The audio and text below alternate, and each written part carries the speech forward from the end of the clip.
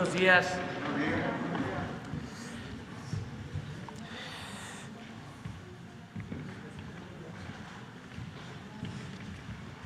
Bueno, hoy, que es martes, vamos a informar sobre el pulso de la salud. En especial, vamos a informar al pueblo de México sobre la situación de la pandemia y el Programa Nacional de Vacunación. Vamos a informar sobre este tema que le interesa mucho, le importa mucho a los mexicanos. Antes, quiero enviar mi felicitación a 3 mexicanos que ganaron el Oscar en la categoría de el mejor sonido de la película El sonido del metal. Michelle Cautulec, ingeniera en audio, especializada en cine, primer mexicana en ganar un Oscar en esa categoría. Carlos Cortés, ingeniero en audio, y Jaime Baxt, ingeniero de sonido y mezclador de doblaje. Felicidades a estos 3 mexicanos por ganar un Oscar en la categoría de mejor sonido. Me platican de que la película es buenísima, de un baterista que va perdiendo el oído y lo va recuperando con un esfuerzo especial. Si tengo tiempo la voy a ver. Pero felicidades a estos 3 mexicanos. Vamos a comenzar con el informe de salud. El doctor Jorge Alcocer inicia. Con su permiso, señor presidente, muy buenos días a todos ustedes. Los saludo con afecto. Hoy en el Pulso de la Salud es un día especial. El doctor López-Gatell les mostrará los indicadores clave que permiten continuar el descenso de la actividad de la pandemia a nivel nacional y las vacunas con que contamos. La doctora Claudia Sheinbaum nos da las tendencias de casos, hospitalizaciones, defunciones en la Ciudad de México, así como los avances en la vacunación de nuestra capital. El maestro Gabriel García nos dirá si cumplimos con la vacunación de los adultos mayores y, de ser así, cómo se logró. La maestra Delfina Gómez les mostrará el estado de la vacunación en el personal educativo, tanto público como privado.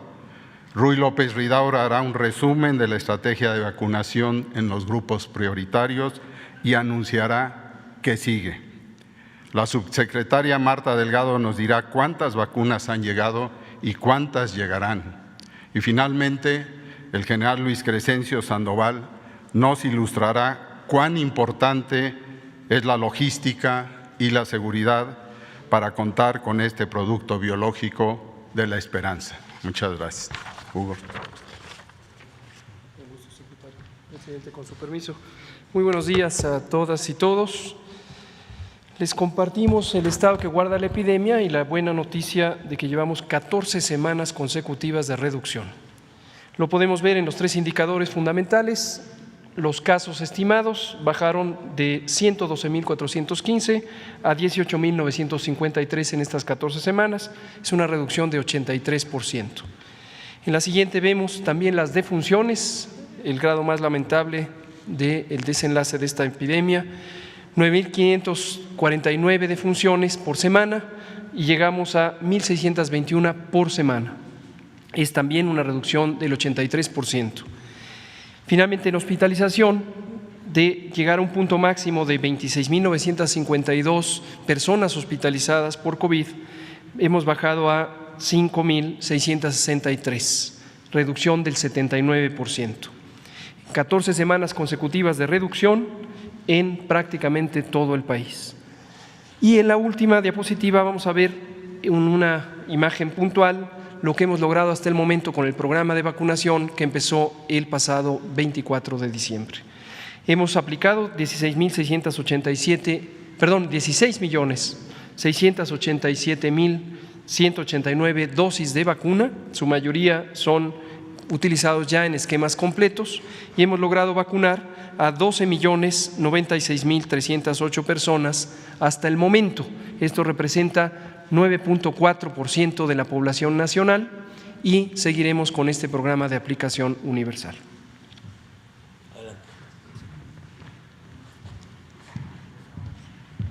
Muy buenos días. Muchas gracias, señor presidente, por la invitación a esta conferencia.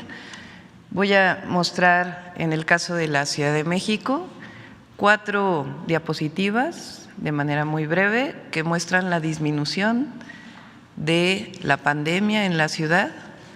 La primera tiene que ver con la positividad de pruebas.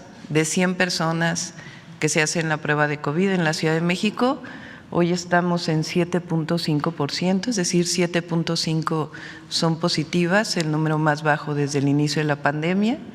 La segunda diapositiva son las hospitalizaciones. Como ustedes pueden ver, tuvimos 2 picos importantes, el mayor en enero, y hoy estamos en el nivel más bajo también de hospitalizaciones de la pandemia en la ciudad, con 1.914, cuando llegamos a 7.288 personas hospitalizadas en un día. Adelante.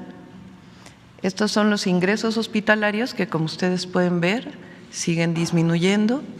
Y la última es el número de personas que lamentablemente pierden la vida por COVID, y esta semana que pasó también es el número más bajo desde agosto y estamos a niveles de principios de la pandemia, una reducción muy clara. Y la última diapositiva es el avance del Programa Nacional de Vacunación en la Ciudad de México. Aquí pueden ver cómo hemos aplicado un total de 2.318.843 vacunas en coordinación con las distintas instancias del Gobierno de México. Personas mayores son 1.363.229 que han recibido la primera y 624.891 que han recibido ya las 2 dosis. Esto representa el 22% en la primera dosis del total de personas adultas que viven en la Ciudad de México. Así que, pues, vamos bien en el país y vamos bien en la ciudad. Muchas gracias.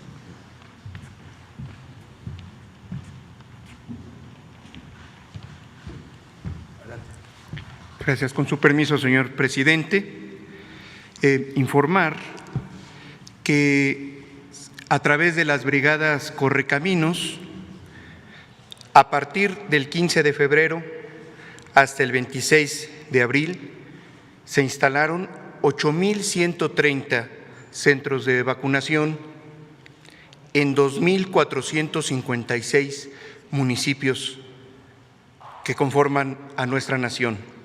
Solo hay 14 municipios que no tuvieron participación por acuerdo comunitario, pero hacemos énfasis que en estos 2.456 municipios se instalaron brigadas Correcaminos, que lograron en este periodo de 10 semanas la aplicación en su primera dosis de 11.103.825 adultos mayores, 60 años y más, tal cual como se comprometió en la estrategia de vacunación. ¿Es cuánto, señor presidente?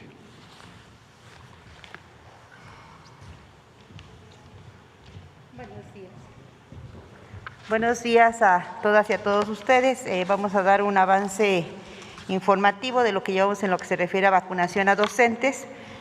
comentarles que los avances que ya tenemos es Campeche, Chiapas, Coahuila, Nayarit, Tamaulipas y Veracruz, en donde el número de docentes vacunados, bueno, en Campeche 22.500, Chiapas 107.308, Coahuila 71.713, Nayarit 30.175, Tamaulipas 79.352 y Veracruz 177.913, con estos centros de vacunación que aquí se refiere la tabla. En lo que se refiere al siguiente avance, tenemos a estos estados que es Aguascalientes, Baja California, Jalisco, Nuevo León y Oaxaca, en donde estamos hablando de 39.162 docentes en Aguascalientes, 96.152 en Baja California, 202.350 en Jalisco, 128.309 en Nuevo León, 102.525, dando un total de 568.498.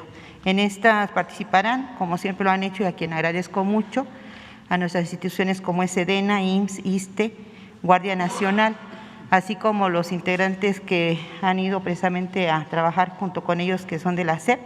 Y estamos hablando de que va a haber estos centros de vacunación en cada uno de los estados: Aguascalientes 5, Baja California 11, Jalisco 13, Nuevo León 9 y Oaxaca 22. Quiero expresar que esto se ha dado a través de precisamente esas instituciones y ha sido tanto para educación pública como privada, y también quiero agradecer a nuestros maestros que han precisamente participado. Mostramos unas fotos en donde se ve precisamente la participación y el trabajo colaborativo de todos los que han hecho posible este proceso. Agradezco mucho como Secretaría, Gobierno Federal, Gobierno Estatal y Gobiernos municipales que nos han hecho favor también de colaborar en este trabajo. Muchísimas gracias. Bueno, las ligas que tenemos, pues seguimos a sus órdenes y sería cuanto. Gracias.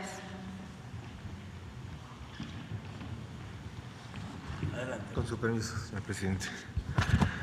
Buenos días, tengan todas y todos. Para presentar la apertura de una nueva etapa, siguiendo el eje prioritario de edad que se anunció desde un inicio en la Política Nacional de Vacunación. El día de hoy estamos anunciando el inicio de la estrategia de vacunación para la década de 50 a 59 años. La propuesta y el plan es iniciar en la primera semana de mayo, y la meta de vacunación que tenemos con base en los datos del censo del INEGI es llegar al menos a 9.128.769 personas de 50 a 59 años en toda la República. Tenemos la distribución estatal y estaremos usando y empleando la estrategia ya probada en adultos mayores con la Brigada Correcaminos, en una distribución proporcional a todas las entidades federativas y priorizando municipios con base en la proveeduría, en las tasas de mortalidad, y por otro lado también insistir en la necesidad de un avance concurrente y paralelo en municipios urbanos y rurales. La siguiente, por favor. Y para eso lo que estamos anunciando a la población general es ya el inicio del preregistro. El preregistro que es en esta página mivacuna.salud.gov.mx estará abierto a partir del miércoles, y lo importante en esto es el que consideren que esto es una estrategia que nos es muy útil para la operación, para la logística, para la programación, para la convocatoria, y los datos que se están solicitando en esta página es el CURP o la CURP, entidad, municipio, código postal, teléfonos y datos de contacto. Y muy importante también recordar que el registro o de este registro no depende el orden de la aplicación, nos permite planear, pero no depende el orden, pero sí invitamos a toda la población a registrarse. Muchas gracias.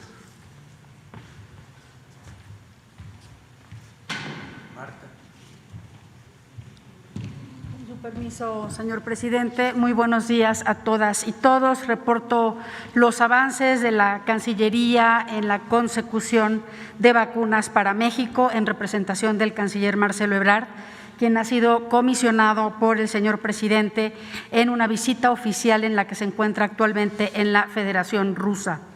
En primer lugar, los arribos de vacunas de la pasada semana, que ascendieron a 3.219.220 dosis. El primer día, el 21 de abril, tuvimos vacunas de Pfizer. Tuvimos la primera entrega de COVAX, que son vacunas de AstraZeneca procedentes de Corea, y 200,000 vacunas de Sputnik V. Para el 22 de abril arribaron más de 374,000 vacunas de Pfizer, 730,000 de CanSino a granel para ser envasadas en México. El 23 de abril, más de 582,000 de CanSino que están ya entregadas al país, envasadas en México, y 500,000 de vacunas el 24 de abril de Sinovac. Esto nos permitió llegar a más de 20 millones de dosis, 22,110,885 dosis de vacunas que han sido ya arribadas en México. Esta semana vamos a tener casi 4 millones de dosis arribando en el país. Casi 500,000 de Pfizer, 585,000 de Pfizer el 29 de abril, 800,000 de Sputnik el mismo día. Recibiremos también el 30 de abril la liberación de 683,105 de CanSino y 2 entregas en distintos aeropuertos de México de Pfizer. Más o menos de Pfizer son más de 2 millones de vacunas esta misma semana y 500,000 de Sputnik V. Para el mes de mayo estamos contemplando la llegada mínima de 12,446,782 vacunas de 6 contratos distintos de Pfizer, de Sinovac, de COVAX, que llegarán también vacunas de AstraZeneca, CanSino Bio envasadas en México, Sputnik V 1,300,000 y desde China 35,000 vacunas envasadas. El canciller Ebrard en su gira estará revisando parte de los contratos que tenemos con Sputnik V, con el Centro Gamaleya y la Federación Rusa. Tenemos un contrato de 24 millones de dosis. Estará también analizando la posibilidad de envasado de esta vacuna en Birmex, que dirige el doctor Pedro Centeno, y también estará conociendo nuevos proyectos vacunales que se realizan en este país. Es cuanto, señor presidente.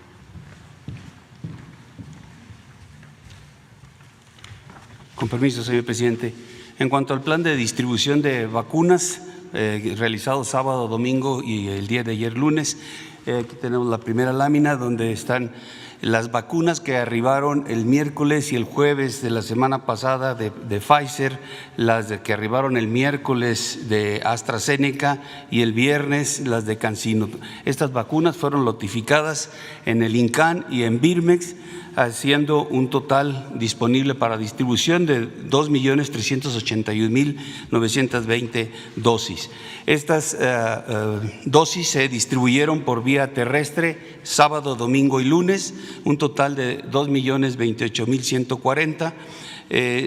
7 estados acudieron a Birmex a recoger sus dosis, que son Ciudad de México, Estado de México, Hidalgo, Tlaxcala, Puebla, Morelos, Querétaro. 18 estados se les llevó a través de 7 rutas organizadas por Birmex y dando seguridad Sedena, Semar y Guardia Nacional. La ruta 1, Michoacán, Jalisco, Colima. Ruta 2, Guanajuato, Aguascalientes, San Luis Potosí. Ruta 3, Oaxaca, Veracruz, Tabasco. Ruta 4, Zacatecas, Durango, Nayarit.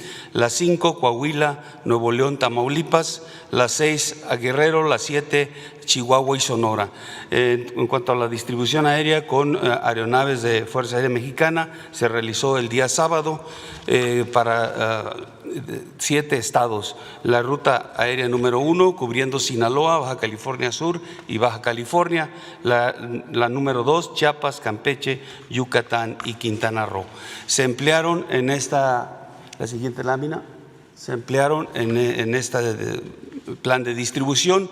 Distribuimos 2,028,140 dosis, 353,700 80 por vía aérea, en un total de 2.381.920. Se distribuyeron a 32 entidades, se emplearon 25 rutas terrestres con 25 escoltas de seguridad. En rutas aéreas se emplearon 2, las operaciones fueron 10 operaciones aéreas con 14 horas de vuelo. El efectivo total empleado para el traslado y la seguridad fueron 758 elementos, 75 vehículos y 2 aeronaves. Es todo.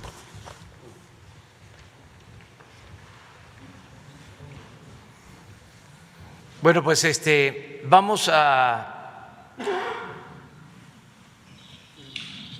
Chiapas, a Oaxaca y a Nuevo León.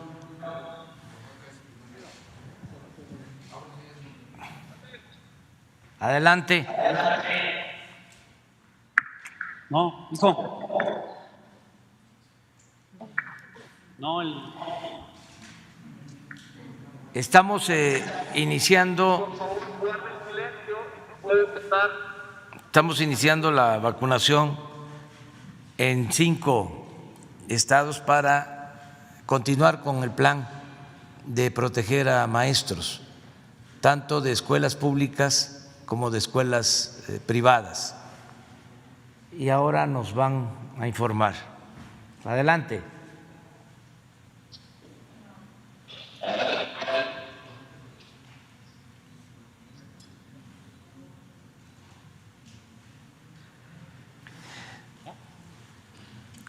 buenos días, señor presidente. Soy el teniente coronel médico cirujano Irving Chimal Morales, responsable del Centro de Vacunación número 4 de la Secretaría de la Defensa Nacional, ubicado en la Facultad de Ingeniería Mecánica y Eléctrica de la Universidad Autónoma de Nuevo León. En esta fecha se inicia el proceso de vacunación con 9 centros y 140 células de aplicación al personal del Sistema Educativo Nacional, docentes y administrativos del Estado de Nuevo León. En este centro estaremos atendiendo los municipios de San Nicolás, Guadalupe, Santiago, San Pedro Garza García y Santa Catarina. Se encuentran instaladas 25 células de vacunación que permitirán aplicar un promedio de 7.500 vacunas diarias durante el periodo comprendido del 27 de abril al 4 de mayo. La vacuna que será aplicada es el biológico CanSino de una sola dosis. ¿Es cuánto, señor presidente? Gracias, doctor Irving. Vamos ahora a Oaxaca. Está encabezando esta jornada de vacunación el gobernador de Oaxaca, Alejandro Murat, junto con representantes del gobierno federal. Hoy desde Oaxaca, en el municipio de Santa Lucía, estamos dando este primer paso para regresar a esa nueva normalidad con las niñas y niños de Oaxaca en el sector educativo. Se estarán vacunando a partir del día hoy 27 al día lunes 3, 117,000 educadores y educadoras del estado de Oaxaca, del sector público y del sector privado, desde básica hasta media y superior. Tendremos 22 centros de vacunación en todo el estado de Oaxaca. Están participando 1,092 personas, 340 de la Guardia Nacional, 730 correcaminos receptores, 22 coordinadores de los centros de vacunación. Estaremos buscando vacunar alrededor de 29,000 personas diarias y quiero hacer un reconocimiento especial a la gran coordinación del gobierno federal con la secretaria de Seguridad Pública, Rosa Isela Rodríguez, y por supuesto a la secretaria de Educación, Delfina Gómez. Se encuentran aquí su jefe de oficina, Iván Escalante, y el subsecretario Curcheiro. Y Oaxaca hoy está de fiesta, señor presidente, Muchas gracias.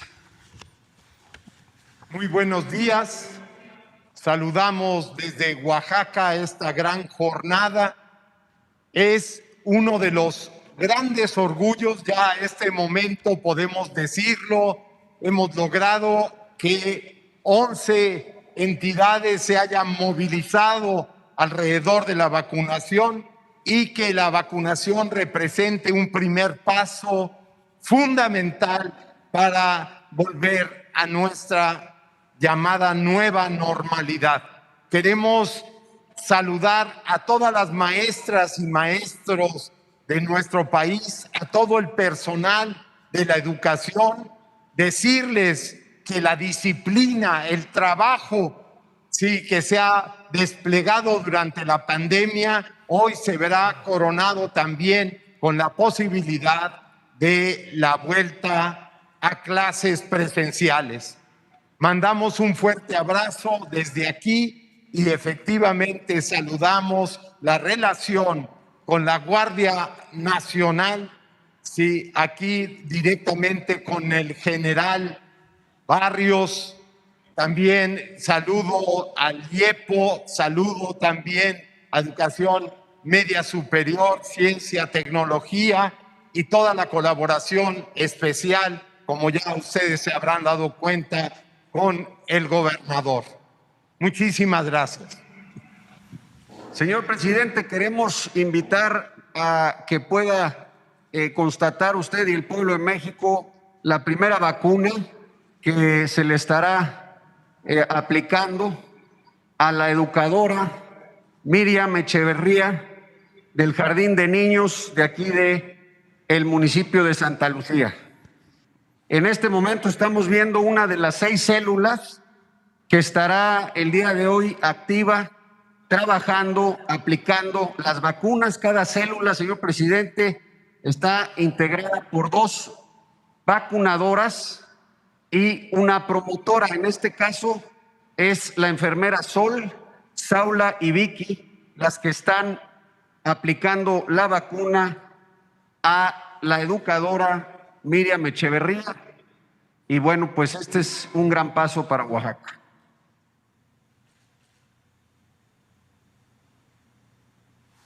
Pues vamos a esperar a que se vacune la maestra de preescolar.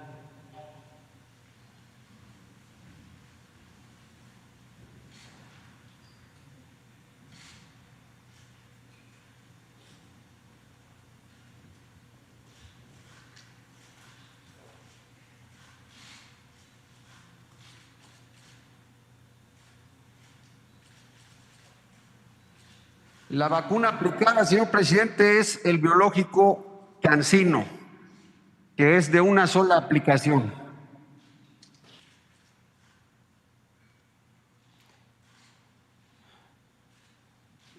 La educadora quería saludarla, señor presidente. Muchas gracias a todas, a todos los que participan en estas brigadas de vacunación. Doctores. Buenos días, señor presidente.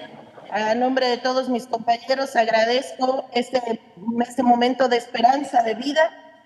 Lamentamos que muchos compañeros ya no regresarán a los centros de trabajo, pero estamos seguros que con esta nueva esperanza, como ya lo dijo antes el gobernador, regresaremos a una nueva normalidad, confiando en que serán vacunados el resto de las personas que interactúan con nosotros en los centros escolares y en las áreas administrativas.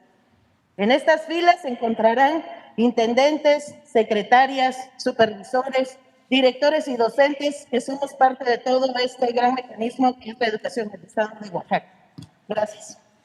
Gracias, maestra. Gracias, Miriam. Gracias, Gracias, señor Alejandro, presidente, por el apoyo, la coordinación. Muchas gracias y un abrazo a maestras, a maestros, a trabajadores de la educación de Oaxaca y de todo el país. Nuestro reconocimiento siempre a el personal médico, a los doctores, enfermeras, enfermeros, a todos los trabajadores del sector salud, héroes, heroínas, que han estado trabajando por más de un año, entregados para enfrentar la pandemia y ahora que están ayudando en el Plan Nacional de Vacunación.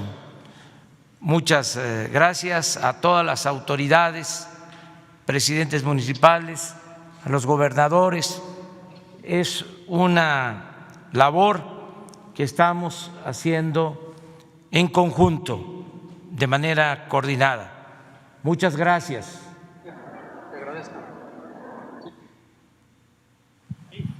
Gracias. Pues es una muy buena noticia, es un buen día, porque se está avanzando. Primero, como aquí se dio a conocer, tanto por el doctor Hugo López-Gatell como por la jefa de gobierno de la Ciudad de México, Claudia Sheinbaum, está bajando el contagio por COVID, está disminuyendo los efectos nocivos de la pandemia en todo el país, están a la baja.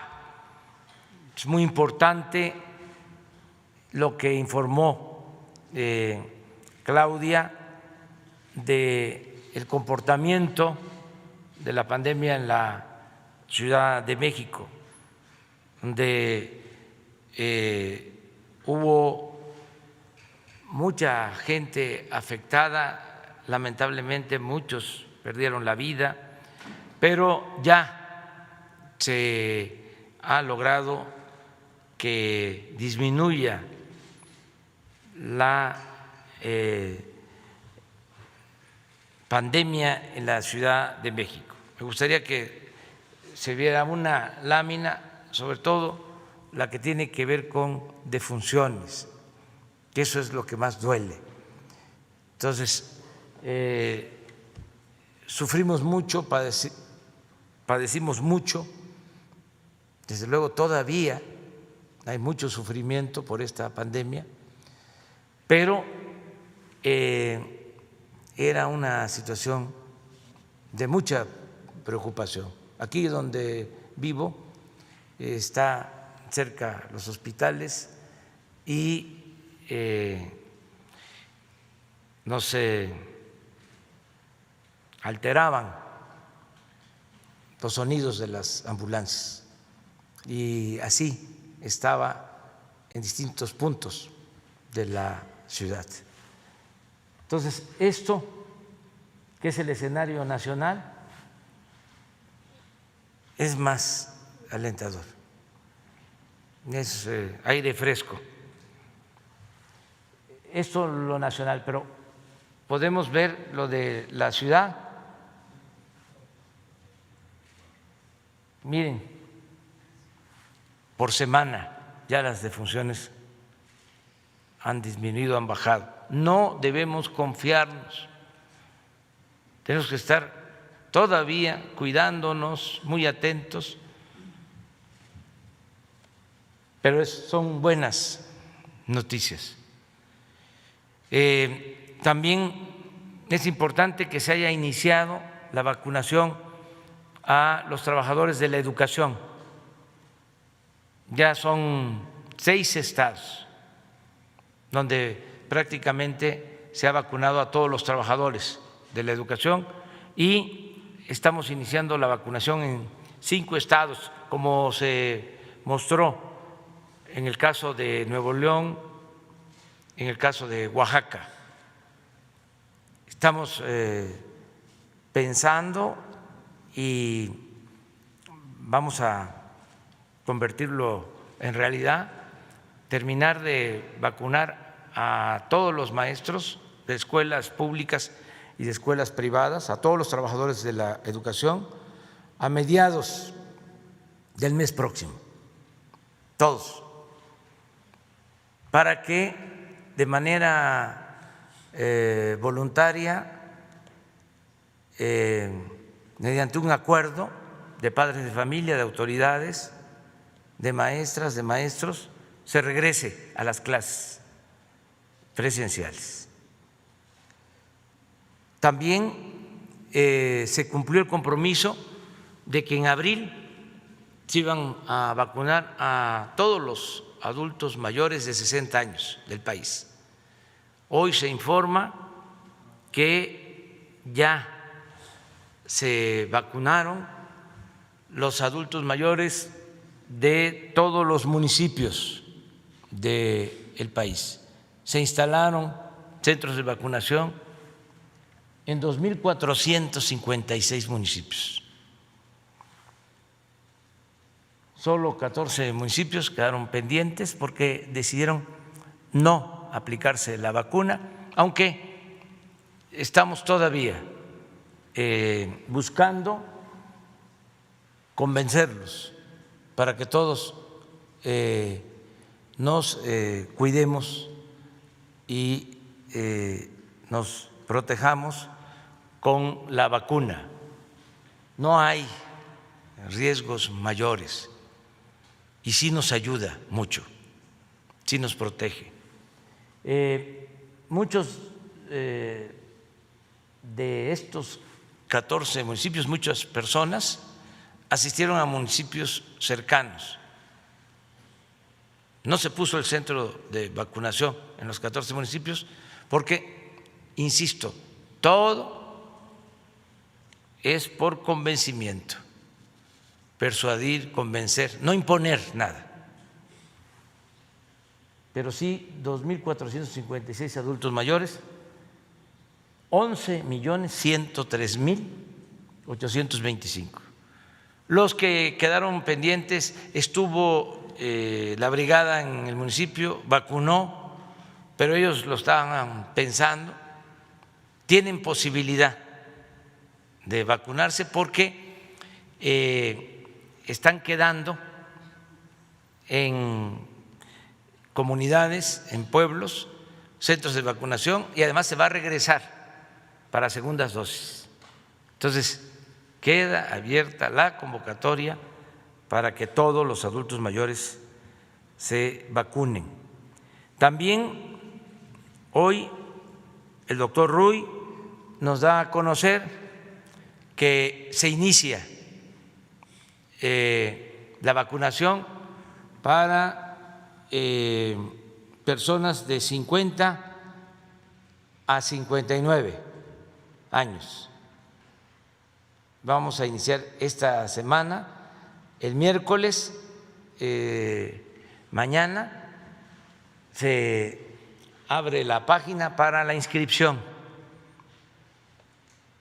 a todos de 50 a 59. Esto de acuerdo a la estrategia que definen los médicos sobre qué lugares se tienen que atender primero, desde luego pensando en la disponibilidad de las vacunas, pero ya vamos a comenzar de 50 a 59. Esto tiene que ver mucho, como comentaba, con el abasto de las vacunas y afortunadamente están llegando vacunas. Tenemos abasto garantizado, suficiente, porque actuamos a tiempo. Desde que comenzó la pandemia, pocos meses después empezamos a establecer contactos con laboratorios que estaban ensayando vacunas. Entramos en comunicación con ellos y empezamos a establecer contratos y a entregar anticipos. Y nos han ayudado mucho los gobiernos de Rusia, de China, de la India, de Estados Unidos. Entonces, esto nos ha permitido tener abasto de vacunas suficiente. Yo celebro que el presidente Biden haya decidido poner a disposición de otros países, sobre todo los que más lo necesitan, 60 millones de dosis de vacunas, porque ellos tenían como política producir sus vacunas y utilizarlas nada más para ciudadanos estadounidenses. Ahora han decidido que se entreguen vacunas a países que ayuden a otros países. Como lo expresó aquí la subsecretaria de Relaciones Exteriores, Marta Delgado, nosotros tenemos abasto suficiente. Hay algo importante, que en muy poco tiempo se montaron en México 2 grandes plantas para envasar vacunas. No podríamos estar vacunando a los maestros con la vacuna CanSino si no se hubiese instalado una planta en el país. Toda esa vacuna que estamos utilizando para proteger a maestros se está envasando en México. Esto lo hicimos en muy poco tiempo, agilizando trámites, dando facilidades a la empresa que tiene esta planta y con muy buena comunicación con el gobierno de China, en especial el embajador de China en México nos ha ayudado mucho. También la otra planta, AstraZeneca, ya está produciendo vacunas, envasando vacunas en México, y esto nos da mucha garantía. Hemos podido llegar hasta los pueblos más apartados, hasta las comunidades más lejanas de la sierra, de las sierras del país, porque contamos con el apoyo de la Secretaría de la Defensa, de la Secretaría de Marina. Toda la logística, todo el transporte de las vacunas ha estado a cargo de la Secretaría de la Defensa, del general Luis Crescencio Sandoval, secretario de la Defensa. Lo mismo el almirante Ojeda de Marina ha estado ayudando para que lleguen las vacunas. Mención especial también dedicamos a los brigadistas, a la Brigada Correcaminos, que está integrada por enfermeras, por médicos, está integrada por promotores, por servidores de la nación, participan también integrantes de los gobiernos municipales, de los gobiernos estatales. Aquí en la Ciudad de México ha sido ejemplar la organización para la aplicación de las vacunas, porque están participando muchos voluntarios y la jefa de gobierno se ha hecho cargo de manera personal, directa, de este programa. Vamos bien y se va a seguir informando a los mexicanos para que estemos más tranquilos. Esto nos da mucha paz interior y también, aunque lo más importante es la salud, también ayuda el que se avance en la vacunación a la normalidad en la actividad económica, social, educativa. Entonces vamos hacia allá. Eso es lo que queríamos informarles.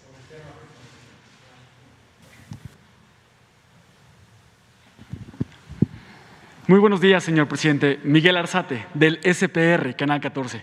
Preguntarle, señor presidente, a propósito de que hoy es martes de la salud, estamos por terminar abril y se aproxima el Día del Niño, preguntarle a su equipo de salud qué información tienen acerca de cómo ha afectado la pandemia a los menores de edad.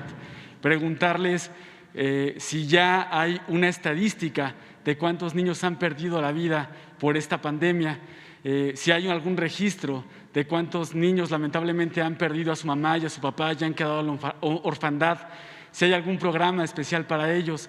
Ayer la secretaria de Educación adelantaba que se está preparando, antes de regresar a clases, un estudio para saber cómo vienen los niños emocionalmente, cómo ha afectado a los niños la pandemia, cómo les ha afectado el confinamiento.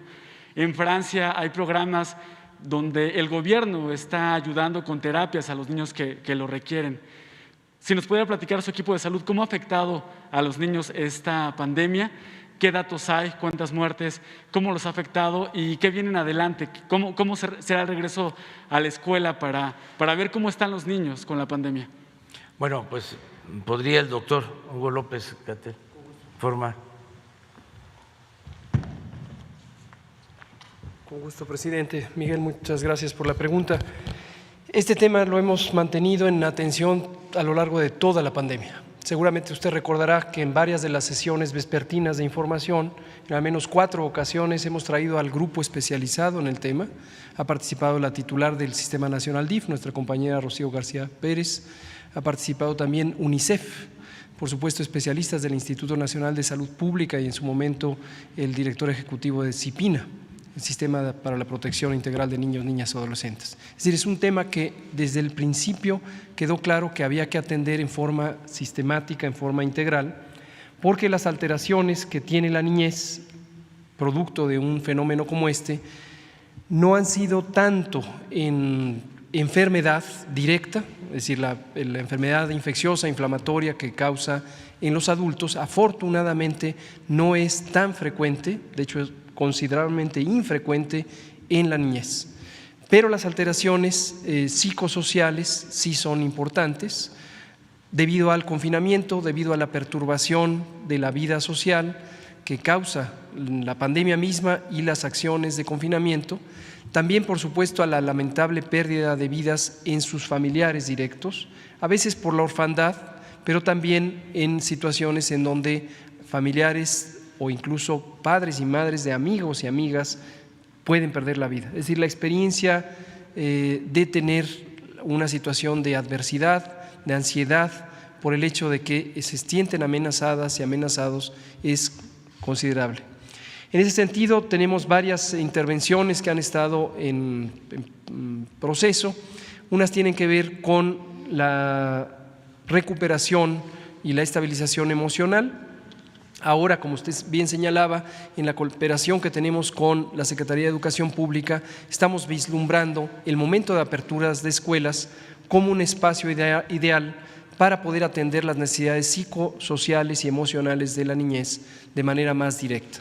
Nuestro equipo de salud mental en la Secretaría de Salud ha hecho un trabajo formidable, también ha presentado más de 6 o 7 ocasiones en la conferencia vespertina los distintos abordajes para la contención y rehabilitación emocional de niñas, niños, adolescentes y también personas adultas. Desde luego la capacidad es limitada cuando se compara con la necesidad, que es mayúscula. En México tenemos históricamente un déficit de personal de salud mental y en general la capacidad del Sistema Nacional de Salud para atender de manera preventiva, curativa o de rehabilitación los problemas de salud mental son limitados. Han sido limitados por mucho tiempo. Es por eso que el doctor Alcocer, desde que llegamos al gobierno, ha puesto el señalamiento persistente de la necesidad de expandir los servicios de salud mental. Hoy estamos integrando la Comisión Nacional de Salud Mental y Adicciones con la fusión de CONADIC, los servicios de atención psiquiátrica y el Consejo Nacional de Salud Mental.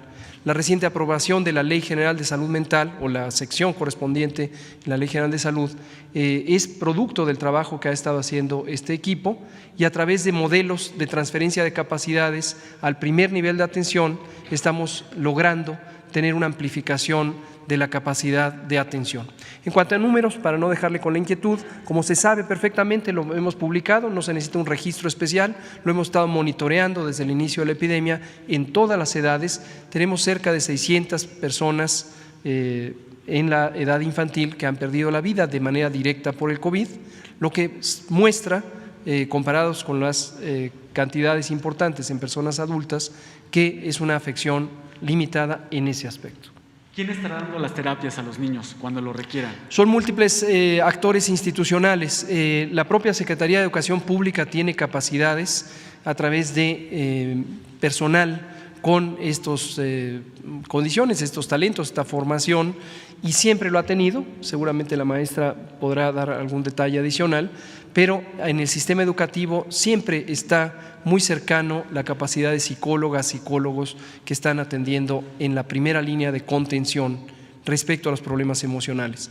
Lo que es novedoso es la articulación mucho más eficiente, mucho más amplia que hoy existe entre la Secretaría de Educación Pública y la Secretaría de Salud, con una visión de bienestar general de las personas, sus familias, sus comunidades. Entonces, esto lo que nos está permitiendo es planear adecuadamente que en la apertura de escuelas podamos tener los mecanismos de detección de problemas y de transferencia cuando es necesario a los servicios de salud mental que hoy se están desplazando al primer nivel de atención, a la medicina comunitaria, precisamente por el trabajo que hemos estado haciendo de transferencia de capacidades.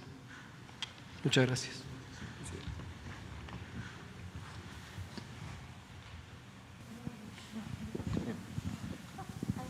Gracias. Buenos días. ¿Así o me lo quito? Está bien. ¿Sí? Buenos días, Liliana Noble de Pulso Saludable. Señor presidente, el pasado sexenio desafortunadamente no se le puso mucha atención al tema del control del tabaco. Se concedieron muchos beneficios a esta industria tabacalera. Hoy existe una propuesta para que México sea 100% libre de humo de tabaco y la prohibición total de la publicidad, el patrocinio y los promocionales de los productos del tabaco. Quisiera conocer su opinión al respecto y saber si usted está a favor de esta ley en contra del control del tabaco. Y si me lo permite, tengo otra pregunta para usted y una más para el doctor López Ridaura. Gracias. Bueno, pues también esto corresponde a Hugo, que él ha estado trabajando. Gracias. Con mucho gusto, presidente. Efectivamente, en la Secretaría de Salud tenemos hoy la Comisión Nacional contra las Adicciones, que será fusionada con la Comisión de Adicciones y Salud Mental, con la CONASAMA, y tiene específicamente una Oficina Nacional de Control de Tabaco, hoy a cargo de la doctora Evalinda Barrón Velázquez, que vino anoche a la conferencia vespertina.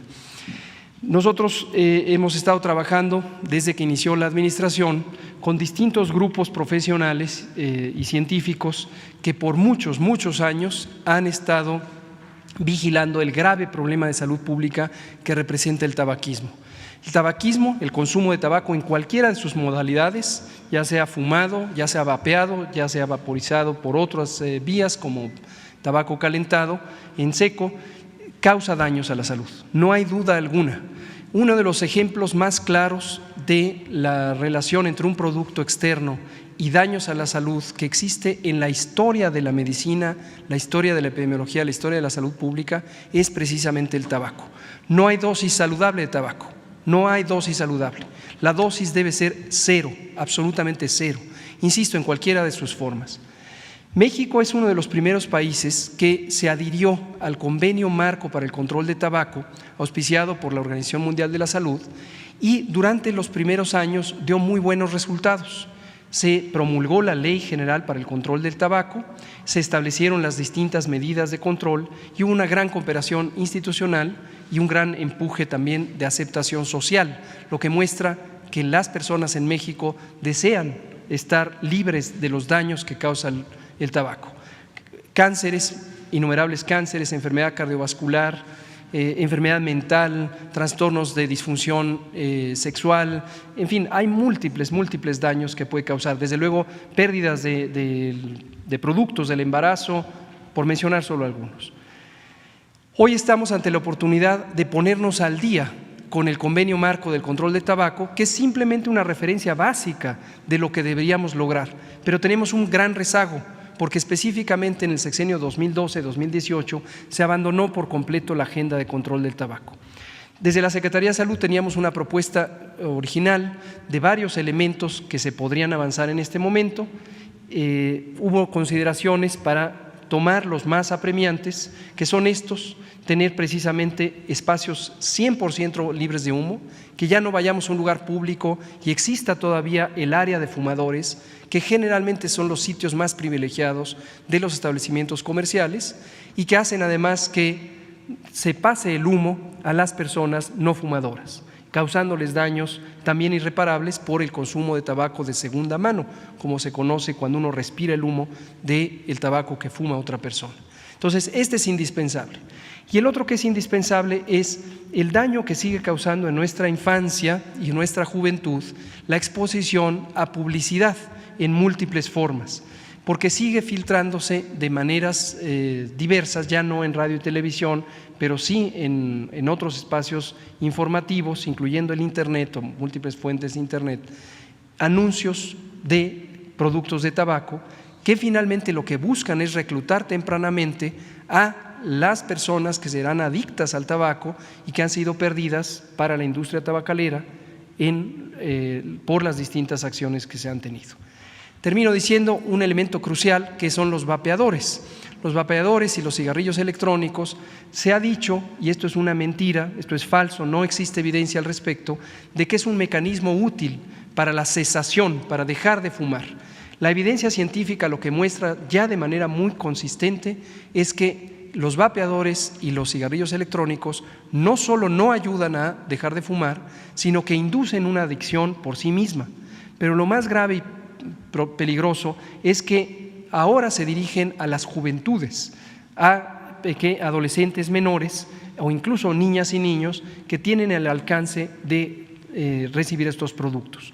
Hay un decreto vigente de prohibición de importación de los vapeadores y los productos electrónicos del tabaco, con toda su parafernalia. El decreto está vigente, pero vemos todavía graves y grandes violaciones de este decreto por distintos agentes de la industria tabacalera, y tenemos que proceder a regularlo de manera muy estricta, no de una manera permisiva.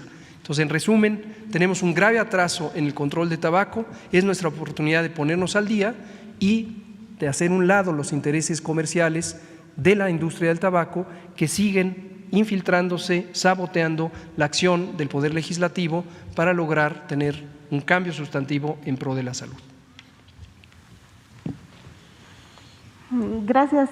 Mi segunda pregunta, señor presidente, el pasado 22 de abril, donde participó usted en la cumbre de líderes sobre el clima, también la doctora Claudia Sheinbaum, y ahí usted hacía la reflexión de lo importante que es para su gobierno justamente ponerle atención al cambio climático, pensando en la premisa que si cambia el clima afecta directamente la salud de todos los seres humanos.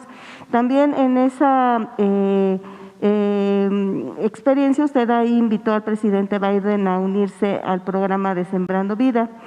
En diciembre del año pasado se anunció la adhesión de México a la coalición de alta ambición por la naturaleza y las personas, en donde México se comprometió a impulsar la conservación del 30% de la superficie terrestre y marina del planeta para el 2030, presidente, así como la reforestación es importante, también la clave para aumentar la superficie de conservación en México y en el mundo.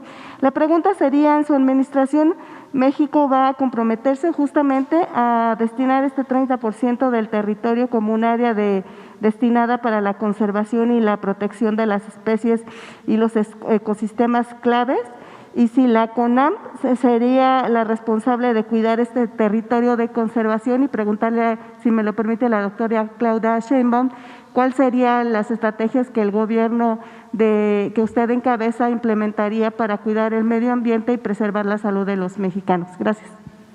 Bueno, de manera breve, recuerdo que el planteamiento nuestro en la cumbre sobre cambio climático consistió en tres propuestas. Primero, el dejar de vender petróleo crudo para comprar gasolinas. Vamos a procesar toda la materia prima, todo el petróleo crudo, se va a refinar y vamos a producir las gasolinas en el país. De modo que toda la producción petrolera se va a dedicar a satisfacer el mercado interno, lo cual implica extraer menos petróleo,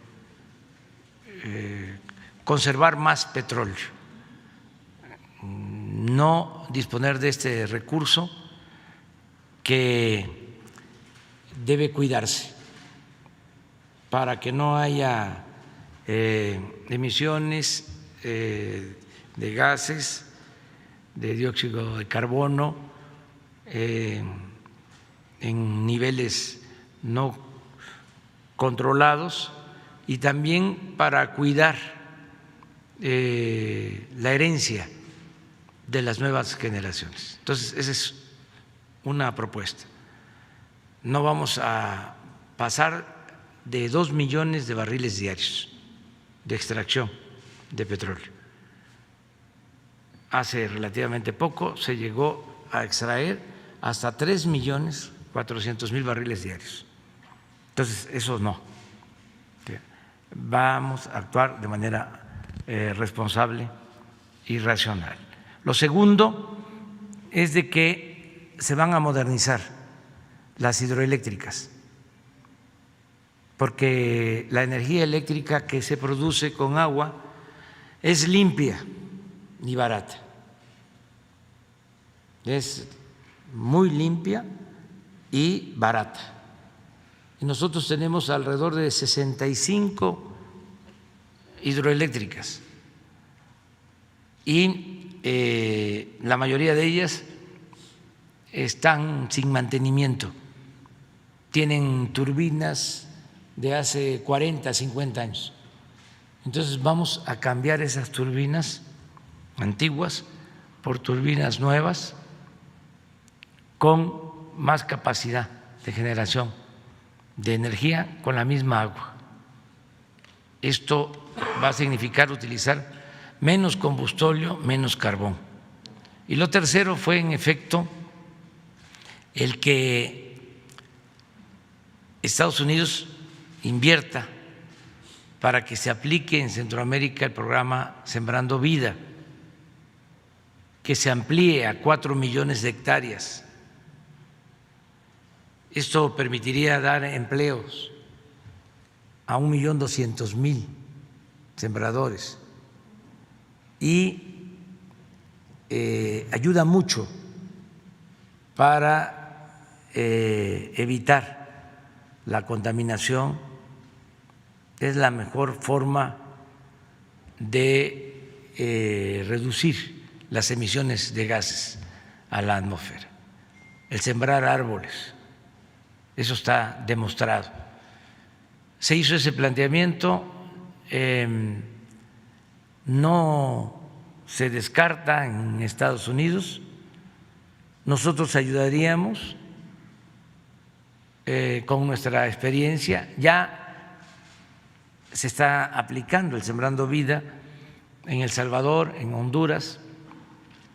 El lunes próximo llega a México el presidente de Guatemala, va a estar con nosotros el martes. Tengo información que se ha reunido con la vicepresidenta de Estados Unidos para tratar el tema migratorio. Yo voy a tener una conversación telefónica con la vicepresidenta de Estados Unidos,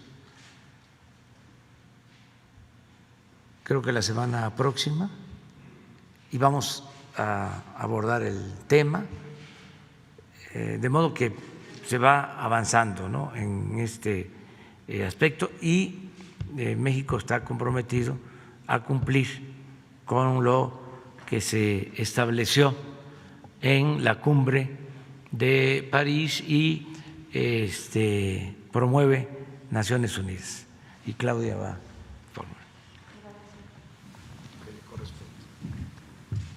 Gracias, presidente. En la Ciudad de México tenemos un programa de ambiental y reducción de emisiones de gases de efecto invernadero, de cambio climático, que consiste de 7 acciones. La primera es la revegetación de la ciudad, con la siembra de 40 millones de plantas y árboles, y la ampliación de parques, cerca de 1,000 hectáreas de parques y restauración de parques que estaban en mal estado. La segunda es la recuperación de ríos, canales, cerca de 80 kilómetros de ríos y canales vamos a recuperar. Una parte ya se puede observar de manera muy importante en Canal Nacional. La tercera tiene que ver con el cuidado del agua, el manejo sustentable del agua, que hemos duplicado la inversión y estamos trabajando de manera metropolitana para reducir fugas y poder tener disponibilidad de agua y cumplir con el derecho al agua. La siguiente tiene que ver con la promoción del transporte público, movilidad integrada, con una inversión también muy importante en cablebuses, trolebuses, transporte limpio para la ciudad, en transporte público. Estamos trabajando también en el programa de calidad del aire y también estamos trabajando en un programa junto con el Gobierno de México que llamamos Ciudad Solar. Vamos a instalar una planta solar en los techos de la central de abasto de cerca de 20 megawatts de capacidad instalada y que va a operar la Comisión Federal de Electricidad. Así que es parte. Y quiero, si me permiten, porque durante muchos años me dediqué al tema de cambio climático, lo que menciona el presidente de reducir la extracción y quema de petróleo de 3.4 millones de barriles diarios a 2 millones de barriles diarios significa la reducción de 40% de las emisiones de gases de efecto invernadero producidas por la quema de combustibles fósiles, particularmente de petróleo. Y es prácticamente más que el compromiso que estableció México en administraciones anteriores para reducir las emisiones de gases de efecto invernadero, sin considerar lo adicional que mencionó el presidente, que es la producción hidroeléctrica y además la captura de carbono asociada al programa Sembrando Vida. Gracias. Gracias. Y finalmente, si me lo permite, doctor López Ridaura, me gustaría conocer en esta vacunación de 59 a 50, ¿cuántas vacunas aproximadamente contemplan disponer para esta década de la vida y con qué municipio o estado darán inicio? Gracias.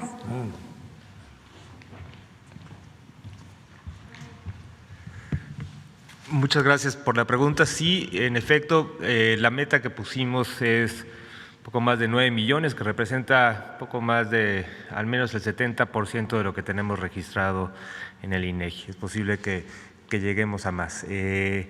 Como también comentó la subsecretaria Delgado, este mes estaremos recibiendo una cantidad importante de diferentes tipos de vacuna y al igual que lo hicimos con las personas adultas mayores, tendremos varios tipos de vacunas para esta población, todas se pueden utilizar, tendremos un importante embarque de Pfizer, también de Sputnik y también en mayo, a finales de mayo también estaremos recibiendo importantes cantidades de AstraZeneca. Entonces, yo creo que en principio esas serán principalmente las vacunas que serán distribuidas conforme van llegando, se distribuyen a las entidades federativas y se van activando los municipios en un esquema muy similar a lo que hicimos con las personas adultas mayores.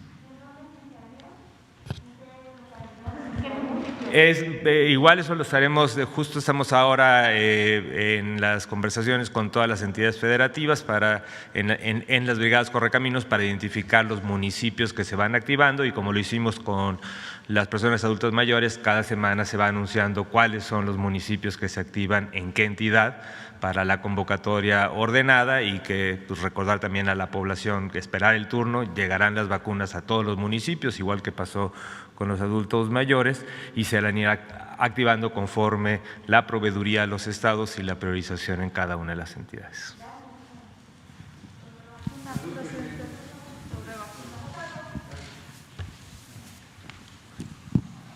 Gracias. Buenos días, Daniela Pastrana, de pie de página. Presidente, bueno, hay un par de preguntas que tengo relacionadas con esto. Es una buena noticia, sin duda, la reducción que tenemos de contagios y de la pandemia, pero en el resto del continente, en Sudamérica, en Norteamérica, está habiendo un aumento constante y delicado. Entonces, quería saber, uno, ¿cómo nos puede afectar esto? ¿Cómo se está previendo que nos pueda afectar el aumento de la pandemia en otros países, sobre todo de Sudamérica? Y luego también nosotros, y qué previsiones están tomando, por supuesto, y luego nosotros hemos estado,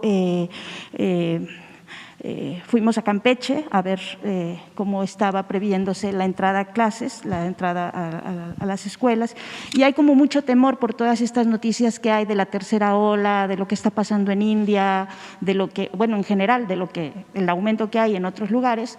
Entonces hay mucho temor también de mucha gente de que se reactiven las clases. Quería preguntar entonces si nos pueden ampliar la información que ha dado de cómo va a ser esta ampliación, o sea, qué es lo que están previendo para el regreso a clases presenciales en términos de las escuelas, por ejemplo, las que no tienen agua o las que no tienen servicio, la movilidad que implica para la gente, o sea, un poco si nos pueden ampliar esa información básicamente, ¿no? Y la última, relacionada con las metas que se tienen de vacunación, veíamos que se tenía una meta hipotética de 15 millones de adultos mayores, al origen tenemos 11 millones, entonces si nos pueden explicar un poco cuál es la explicación de a qué se debe que sean estos 11 millones cuando preveíamos que podían haber sido 15. Es un poco técnica esa, pero si nos puede explicar el doctor López Ridaura. Gracias. Muy bien. Pues estamos buscando el regreso a clases a partir de que se vacune a adultos mayores y a maestros. Y se está contando con el apoyo de los gobiernos estatales para que haya condiciones y regresar a clases con medidas sanitarias. Aquí se presentó un video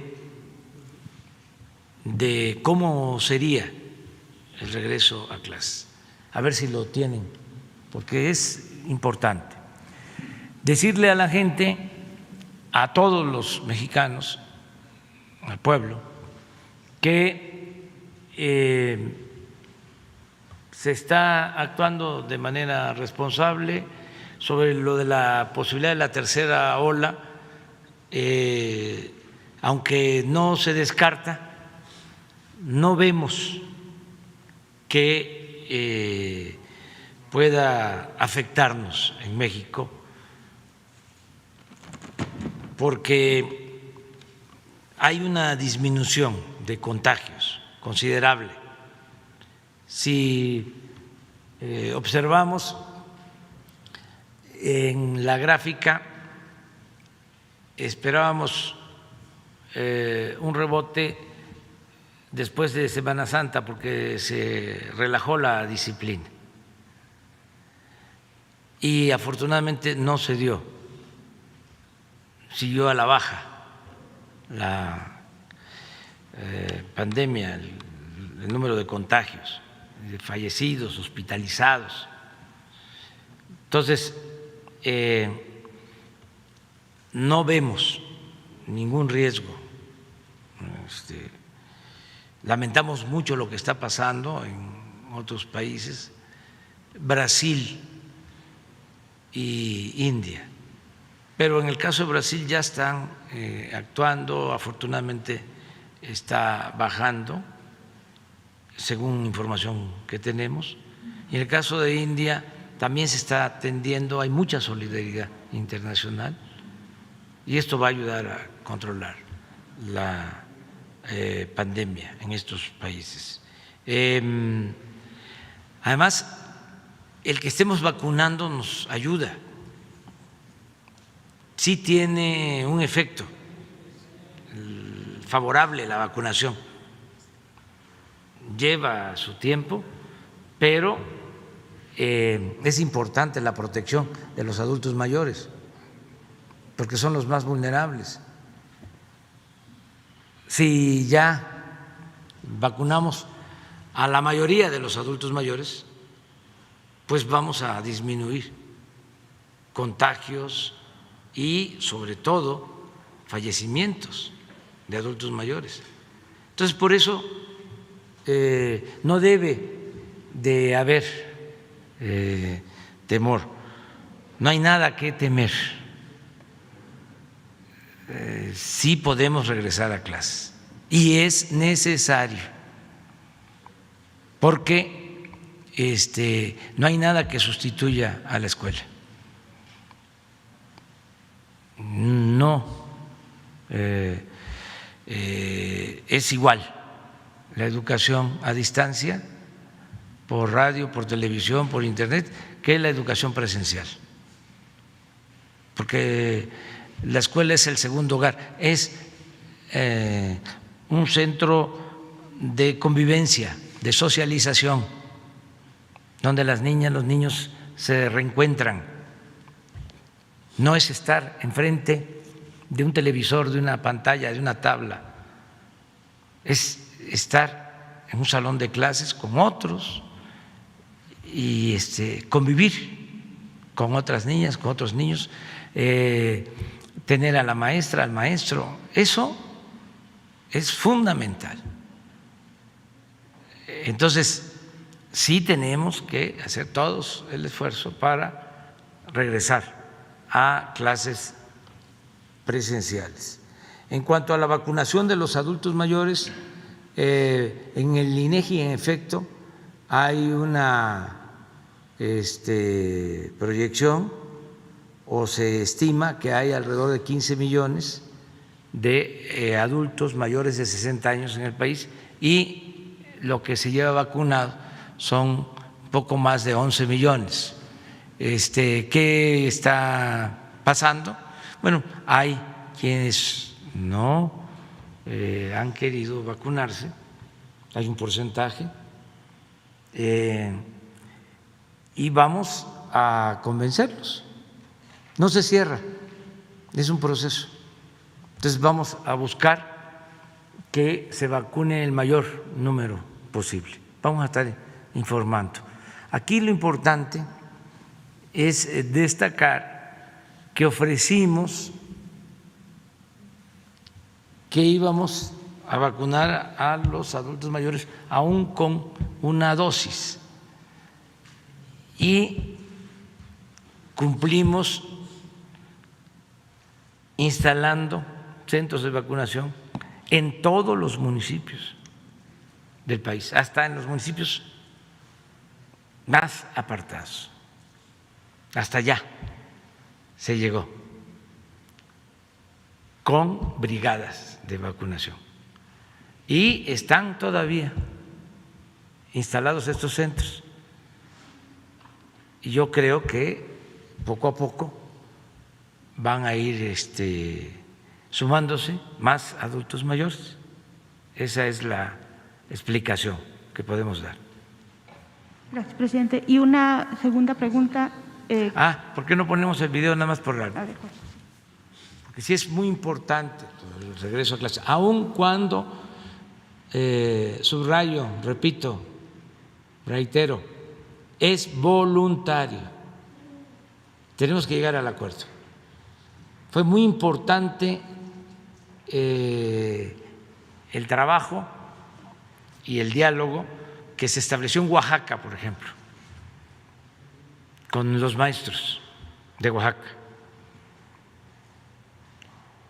Se participó en reuniones donde estuvo el gobernador, estuvo la secretaria de Seguridad Pública, Rosa Isela Rodríguez, participaron presidentes municipales, los dirigentes de la sección 22 de la CENTE,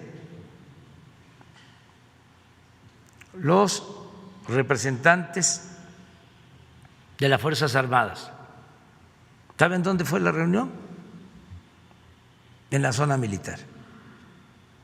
Y ahí fueron los dirigentes de los maestros de Oaxaca, porque hay un ambiente distinto de unidad, de solidaridad verdadera. Todos estamos trabajando juntos. De todas maneras, de todas formas, no se obliga a nadie. Prohibido prohibir. Y volvemos a aplicar la frase de Juárez: nada por la fuerza, todo por la razón y el derecho. Pero se logró este acuerdo en Oaxaca de autoridades, maestras, maestros, los integrantes de las Fuerzas Armadas, todos juntos, para vacunar a todos los maestros de Oaxaca. Empezamos ya ahora y yo creo que en una semana vamos a terminar. Ya se va a decidir después cómo es el regreso a clases, la situación de las escuelas, si están limpias, si tienen agua, si están en condiciones. Ahora estamos destinando todos los recursos de la escuela es nuestra al mantenimiento de los planteles educativos. Entonces, sí va a poder haber condiciones para el reinicio a clases.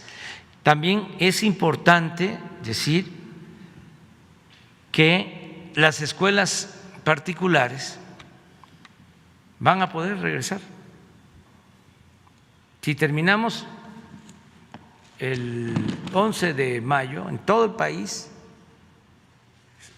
esto incluye a todas las escuelas particulares. Entonces, las escuelas particulares de Veracruz,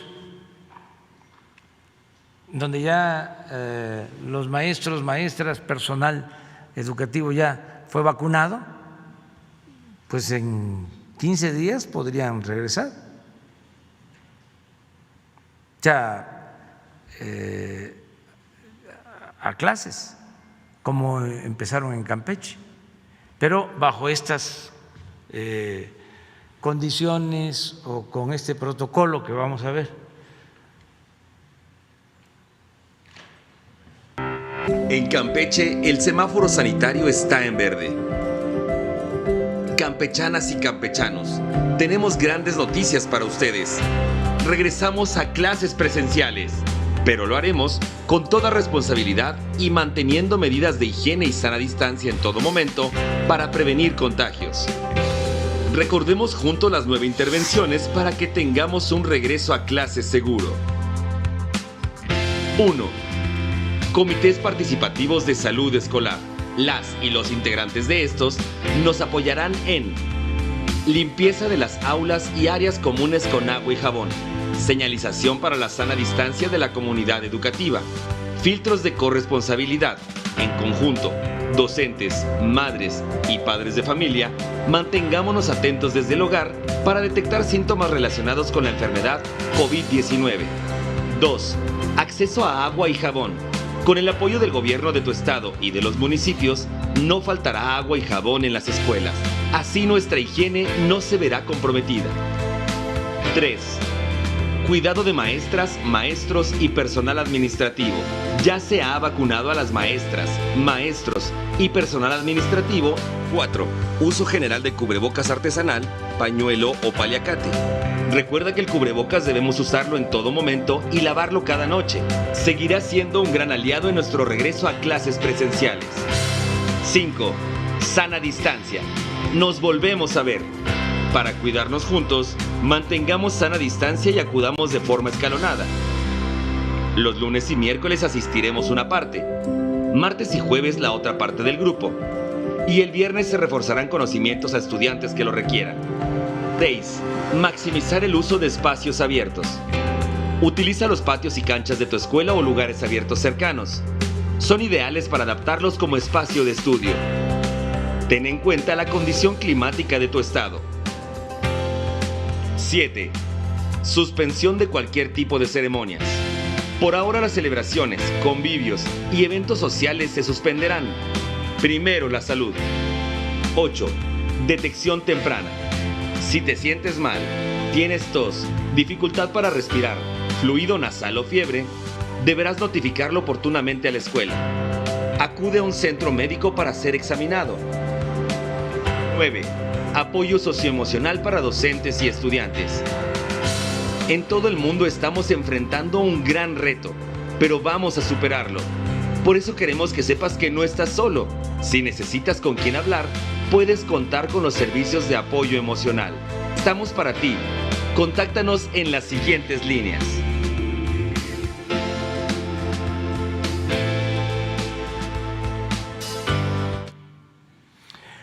Bueno, estamos avanzando en la vacunación.